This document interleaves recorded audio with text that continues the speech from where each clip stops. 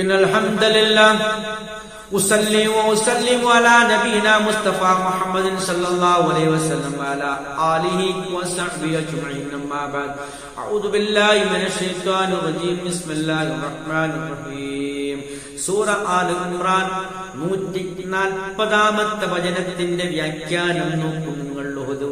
ഉഹദ് യുദ്ധത്തിൽ അന്ന് മുസ്ലിമീങ്ങളിൽപ്പെട്ട പലർക്കും പല പരിക്കുകളും മുറിവുകളും പറ്റിയിരുന്നു. അതുമായി ബന്ധപ്പെട്ട വിശദീകരണമാണ് അല്ലാഹ് നൽകുന്നത്.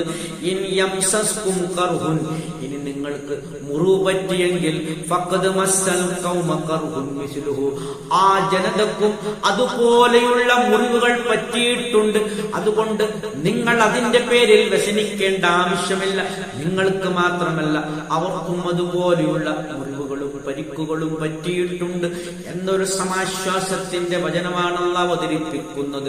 വത്തിൽക്കൽ അയ്യാം, ആ ദിവസങ്ങൾ എന്ന് പറഞ്ഞാൽ ആ ഉഹദ് യുദ്ധത്തിന്റെ ദിവസങ്ങൾ, നുദാവിലുഹാ ബൈനന്നാസ്, ജനങ്ങൾക്കിടയിൽ നാം അതിനെ കൈമാറ്റം ചെയ്തുകൊണ്ടിരിക്കുകയാണ് എന്ന് പറഞ്ഞാൽ ആ ദിവസങ്ങളെ അല്ലാഹു സുബ്ഹാനഹു വ തആല നിലനിർത്തുന്നു.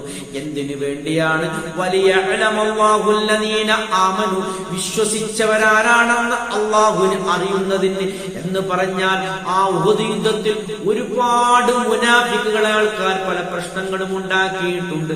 അവർ ആദ്യഘട്ടത്തിൽ പിന്തിരിഞ്ഞു, ചിലർ അവസാന ഘട്ടത്തിലും പിന്തിരിഞ്ഞോടുകയുണ്ടായി. അതൊക്കെയാണ് ഇവിടെ സൂചന നൽകുന്നത്.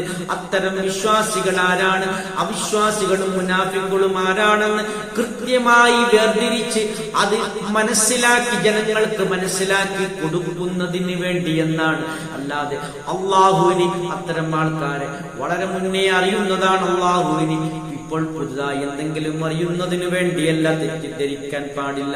വയത്തഹ്ദമിൻകും, നിങ്ങളിൽ നിന്നുണ്ടാക്കുന്നതിനും ശുഹദായ സാക്ഷികളെ ഉണ്ടാക്കുന്നതിനും, അതായത് ജനങ്ങൾക്കിടയിൽ യുദ്ധത്തിൽ ധർമ്മയുദ്ധത്തിൽ പങ്കെടുത്തുകൊണ്ട് ശുഹദാക്കളാകുന്ന സാക്ഷ്യം വഹിക്കുന്നവർ, അതുമാത്രമല്ല എക്കാലത്തേക്കും ജനങ്ങൾക്ക് വേണ്ടി നിലകൊള്ളുന്ന ആ ധർമ്മസമരത്തിന് വേണ്ടി നിലകൊള്ളുന്ന അള്ളാഹുവിന്റെ മാർഗത്തിൽ ത്യാഗപരിശ്രമം നടത്തുന്ന പ്രബോധകരായ സത്യസാക്ഷ്യം വഹിക്കുന്ന സാക്ഷികളെ ഉണ്ടാക്കാൻ എന്നൊക്കെയില്ല പല വ്യാഖ്യാനങ്ങളും പണ്ഡിതന്മാർ അതിന് നൽകിയിട്ടുണ്ട്.